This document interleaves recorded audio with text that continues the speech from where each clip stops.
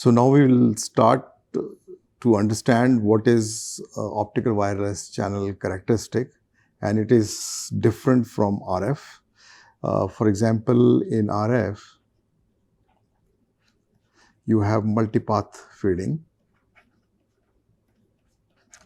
or there is a feeding happening in RF channel. But in optical wireless channel or optical wireless communication, there is multipath, which we discussed just now, but there is no multipath feeding.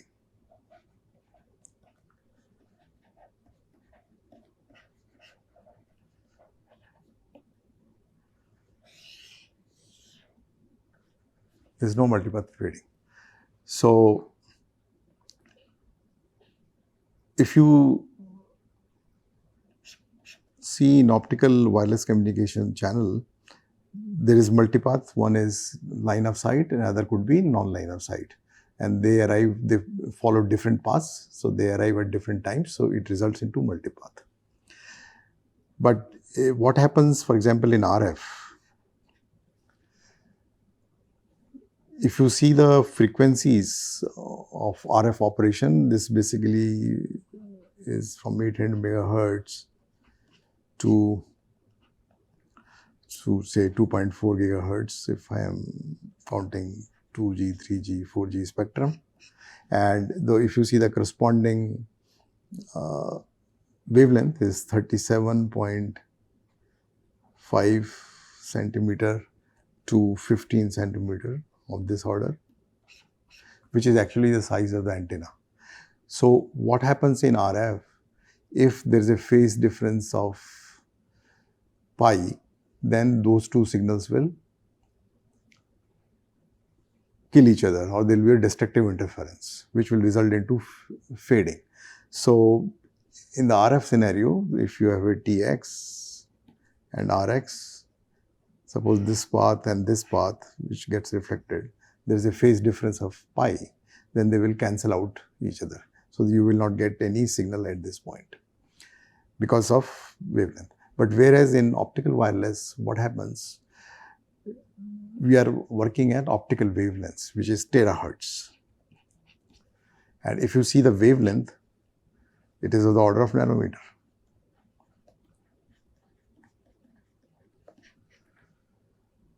So what happens? At the receiver, suppose this is your receiver, detector, photodiode,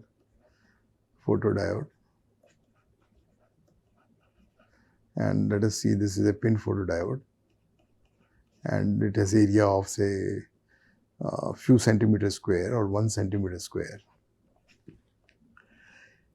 Then at the receiver, you will get this, phasing, the destructive interference happening, constructive interference happening at nanometer scale. Whereas this dimension, if you see here, the dimension of the receiver is about 10,000 lambda. So what happens, the total power gets averaged. So there is no effect of interference as it happens in RF. So there will not be any fading, and instead always you will get some continuous power which is integrated over the whole area. So that is why we don't have a multipath fading in optical wireless channel systems, because the area of the detector is large as compared to the wavelength, and each typical photodiode may have dimension equivalent to 10,000 lambda. So you might have these kind of fast variations happening here, but on an average everything is collected and the intensity is added, and you get some output across a resistor load. So this is the main difference between RF and OWC, that it suffers from multipath but does not suffer from multipath fading. Now let us try to understand a typical optical wireless communication system. So optical wireless communication system will have info source, information source, and then there is source encoder.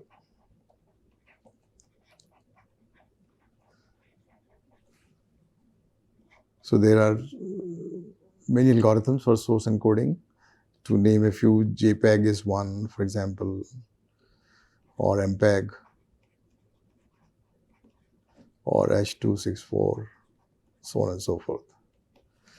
And then after source encoder, you have channel encoder.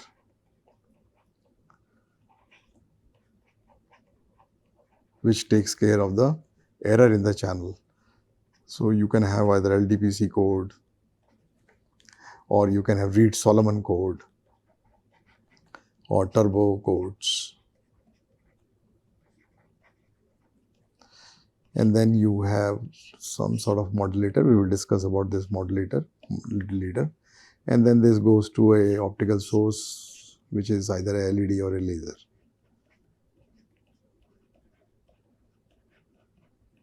And this is your optical wireless channel. And on the receiver side, you have the RX, which is could be a PIN diode or APD diode. And then you demodulate. And then you have the reverse of channel coding, channel decoder.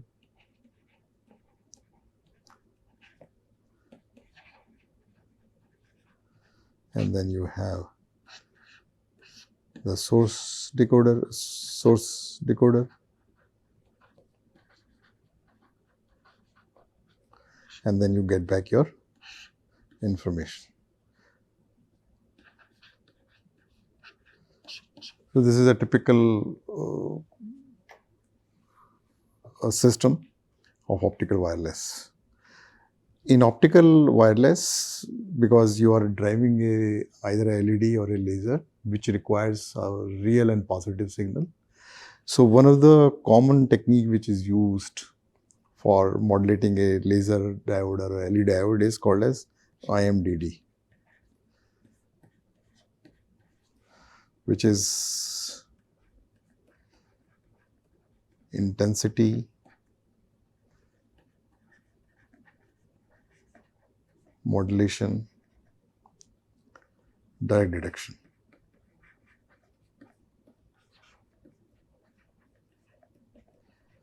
So you modulate the intensity. So whenever there is a logical 0, your source or LED is switched off. It is not emitting any light. And whenever there is a logic 1, it is emitting light. So you have the variation of the intensity which is going in the optical wireless channel. High intensity, low intensity, and so on and so forth. And in the receiver, the light directly falls onto the PIN diode and you are able to recover your signal. So that is why it is called as direct detection, DD. So this is the IM part and this is the DD part.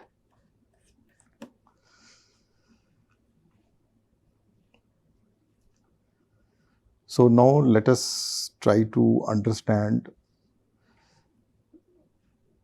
that optical wireless channel is essentially a baseband channel. So unlike you have in RF where you modulate the signal with the carrier and then you have the modulated signal which has components at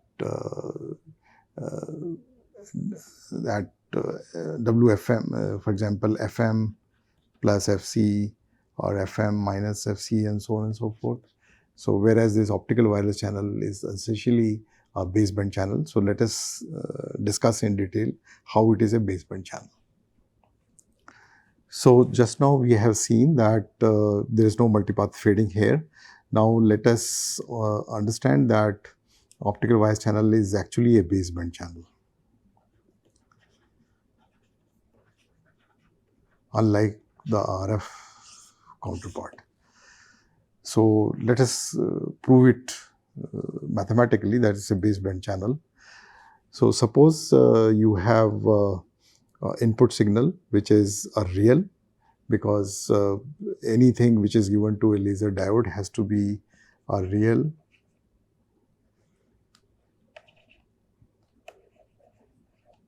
and positive.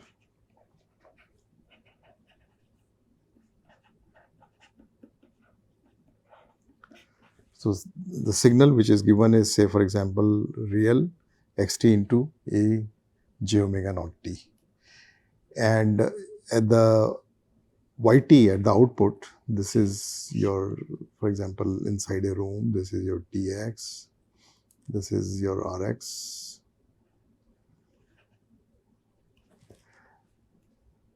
So this is signal from tx, which is real xt j omega t, and at the receiver it gets signal from all the paths. So this rho t actually is contribution from all the paths.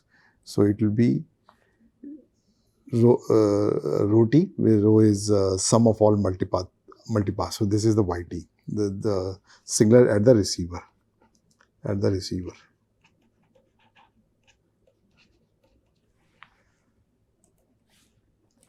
And this rho t can be written as, suppose there are n minus 1 such paths, n minus 1. So k is going from n 0 to n minus 1. Ak is the amplitude, and x t minus tk e to raised to j theta k. So ak is the amplitude or the intensity or the power, some components related to the power. Tk is the time of the kth path, and theta k is the phase in the kth path, phase of the kth path.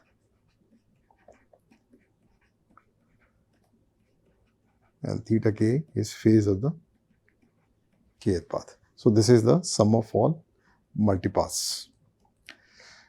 Let us assume that is a constant envelope, that is xt is equal to 1, because we are interested in knowing that this is a baseband channel. So I can always assume that it has a constant envelope, so that it makes the derivation a little simpler.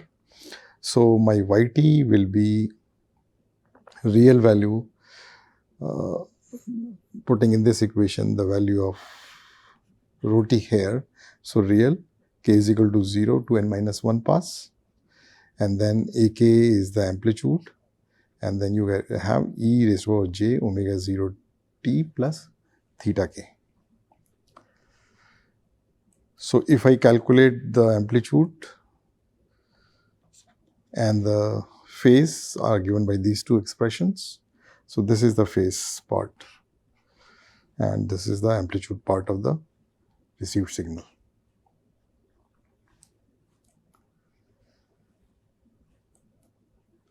So let us now assume that the xt is normalized. I mean, my xt can be anything like this. It has minus 1, some a to, sorry, let me write this as some amplitude, say I, and this is say minus I here.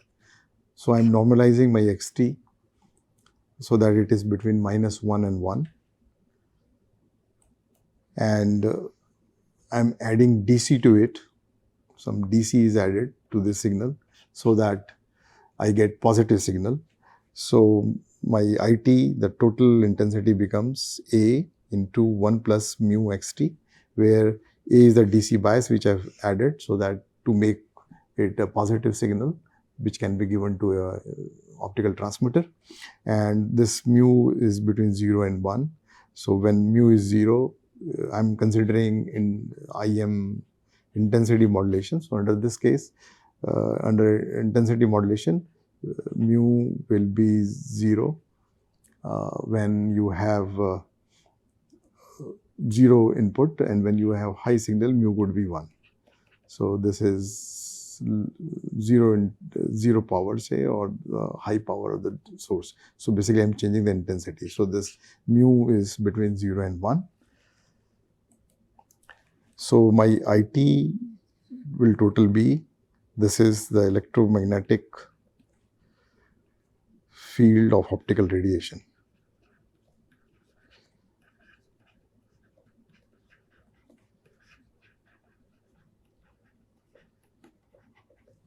The intensity will be square of the electromagnetic field of optical radiation. So this is Ft mod square is equal to A into 1 plus mu xt. This is after adding DC bias and intensity modulating it. So for the kth path length, the electromagnetic field for the kth path is given by root alpha k. This is the, it will suffer some attenuation because there are different paths, each path traveling different path lengths. So this will suffer some attenuation, which is say alpha k. This is attenuation for the kth path, which actually depends on the distance, and into A 1 minus mu x, and it is arriving at time t minus tk into E minus j omega 0 t minus tk. So this is for the electromagnetic field for the kth path, EM field of optical radiation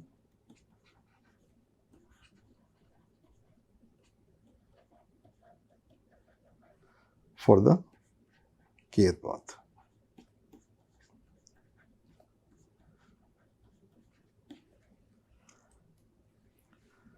So the received power, received electromagnetic field is sum of all these paths, and I am assuming there are n minus 1 paths. So k is equal to 0 to n minus 1 fkt.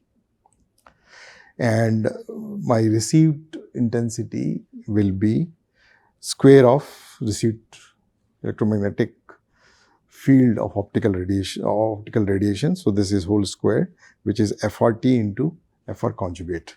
So let me find out.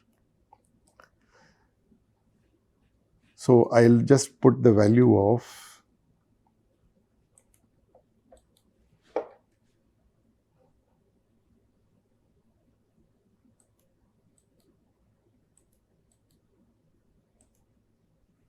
So I'll put the value of FRT here in this expression, which is from here, from this equation, and put this value here, take the complex conjugate, and I will get summation k is equal to 0 to n minus 1, summation L is equal to 0 and minus 1. I'll explain you why these two summations have come.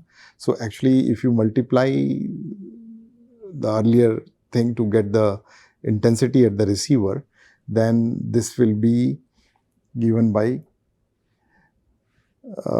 IRT, given by this expression, where BKL is given by this. So what I have done here, I have broken this whole thing into two parts.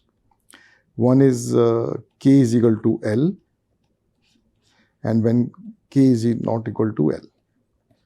So the whole received intensity has been broken into two parts when k is equal to L. So these are two different paths, and when the paths k is not equal to L. So after breaking, you get actually two components. So this is AK into A 1 plus mu x t minus tk. This is k is equal to L for all the terms which have k, which are k is equal to L, and these are all the terms which have k not equal to L. So this is the expression for IRT, the received intensity here. This is k not equal to L. So if you see this part here, omega z0, this part, this is sensitive to path length. So every time the path changes by lambda, there is a phase change of 2 pi. So this part is quite sensitive. And if you see, the difference in path length is actually given by C into Tk minus TL. And for a typical room, C into Tk minus TL. C is the velocity of light, and for a typical room of say 5 cross 5 cross 3, 3 is the height, and then width are 5 meters. This may range into centimeters. And here this lambda, the phase change is changing by 2 pi. Whenever there is a change, whenever there is a phase change of the path length change is lambda, equivalent to lambda, which is in terahertz or in nanometer wavelength. The phase change is 2 pi, and the path length is of the order of few centimeters. So actually, if you see, there are many. This change of phase is happening very, very fast within a typical path length of centimeter, because this is going to be some nanometer. I mean, if you see this lambda, this nanometer.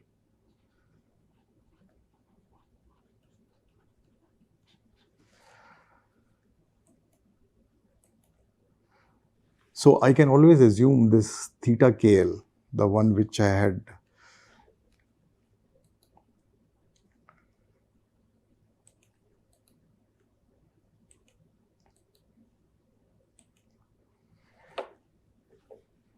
this theta, this angle, or theta KL, which is basically this.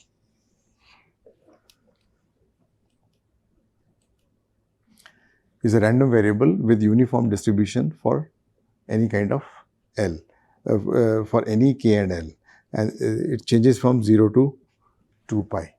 So if I take the intensity, which will be expected value of IRT, which I am receiving at the receiver from different paths, then if I take the expected value, the second term in the earlier equation, where I had bifurcated the into two terms. One was k is equal to L, other was k is not equal to L, where this had theta KL.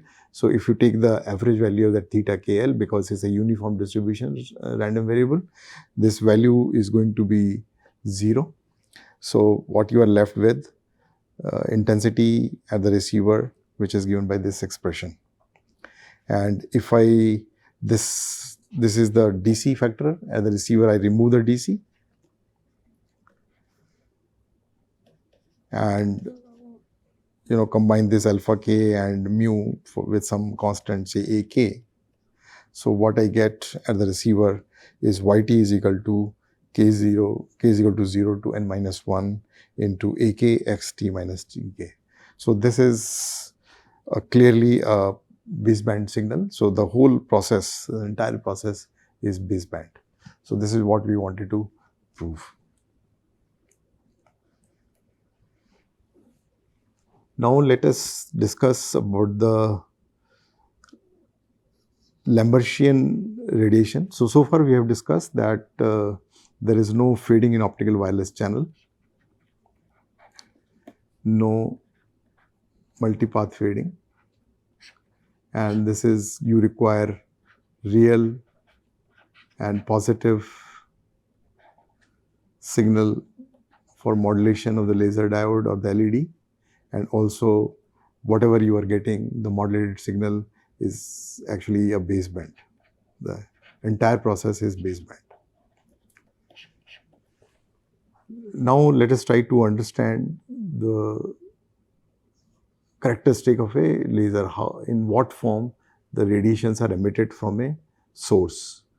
So while doing analysis for channel modeling, it is always safe to assume that the source is a Lambertian source. Let us understand what we mean by a Lambertian source. In Lambertian source, if this is your source, it is emitting power. Radiation profile is something like this, and at the middle it is intensity say I0, and if you want to see the intensity at this point, for example, let's say at angle phi,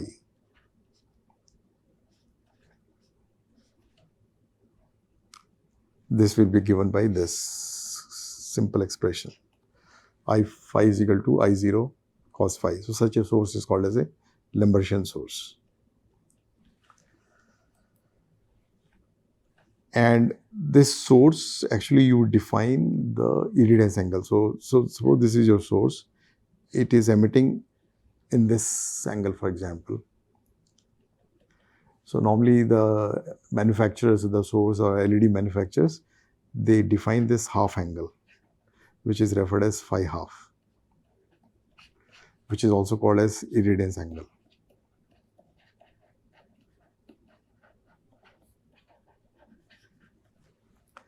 So I phi half is the angle where the intensity has fallen to I0 by, that is the maximum is at I0 at this point, and it has fallen I0 by 2, half of the value. That angle is called as phi half. It may be emitting in this angle also, but for classifying the source, I need to find out the half irradiance angle, which is phi half. So phi half is equal to I0 divided by 2, which gives me cos phi half, and this is equal to 1 by 2, and this is valid when you have phi half is 60 degree. And if you see the total angle will be 260, 2 phi half. I am considering here is this was half angle. The total angle will be 120 degree. Okay, so this is the ideal source, but in practice you don't have ideal source. So sometimes it is not necessary that you require a 60 degree phi half or irradiance angle. You may require 90 degree or a narrow source 30 degree.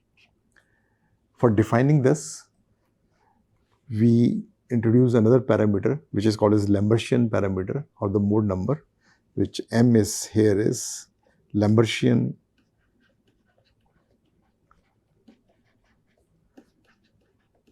parameter.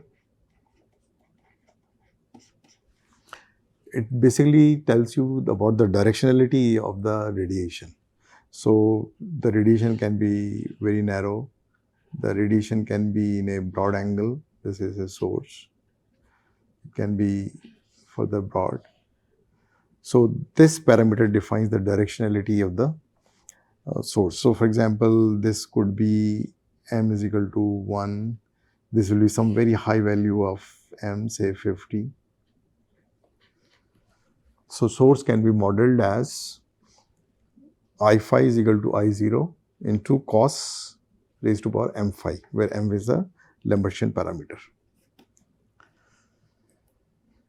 And if I want to calculate the value of m, then I half radiance I divided by I0 is equal to half. This should be equal to cos raised to power m phi half, and from here I can calculate the value of m, which is given by this log natural divided by log natural of cos phi half. So this is how you can calculate the value of m. I mean, this is a relationship between the Lambertian parameter and half irradiance angle. So the commercial LEDs which are available, which are normally used for illumination, they can be, this is a very good approximation for commercial LEDs, where I phi is equal to m plus 1 divided by 2 pi, where m is the Lambertian parameter and I naught is the intensity, this I0 is the intensity at this point, and into cos m phi. So this is how a typical commercial LED can be represented. And this phi is actually between minus pi by 2 to pi by 2. So this is your source, and this is say pi by 2, and this is minus pi by 2, and it is emitting light in all the directions, and it is governed by this I phi at any angle. This is I0, and I phi is given by I phi m plus 1 into I naught into cos raised to power m phi. So now we'll start how to model the channel if you have single source. So before understanding, let us discuss how the light traces or the light travels inside a indoor setup. So suppose this is Tx, this is Rx. So as I mentioned earlier, there is one LOS path direct to the receiver, LOS. The other is a reflected path. This is non-line of sight. And if you see little in detail, suppose this is your transmitter and this is your receiver plane, and this is the photodiode, and it has FOV given as say psi C. So the line of LOS path will go from here to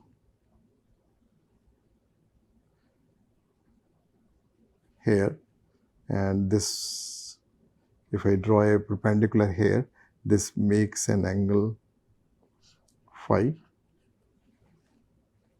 and suppose I draw a perpendicular from here, this is the FOV part.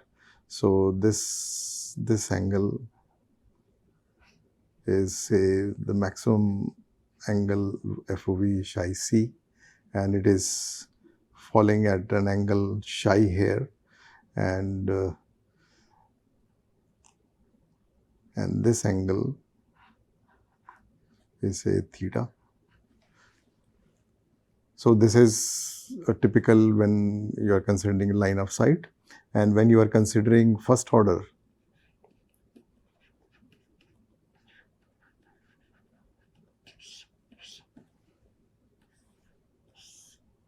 so if I draw a similar diagram here, this is the receiver FOV area, and this is the transmitter. So first order light hits the wall, and then it is collected in the receiver. If you draw a perpendicular here, this can make some angle alpha, beta, and similarly this angle is phi here, and this angle is theta, and this total angle is psi C. So this is first order reflection, but and you can also have second order reflection. Let me draw here the second order reflection. So this is the source, this is the receiver FOV. So the light is reflected on this wall, is reflected on this wall, and then after second reflection it is collected by the receiver, right? So this is a case of second order reflection. So, and this way you can go on and you can have infinite reflections, or we will assume there are k reflections where k can be infinite. But we will see that everything is not contributing the receiver significantly. So there is some limit on k which is good enough for modeling the channel.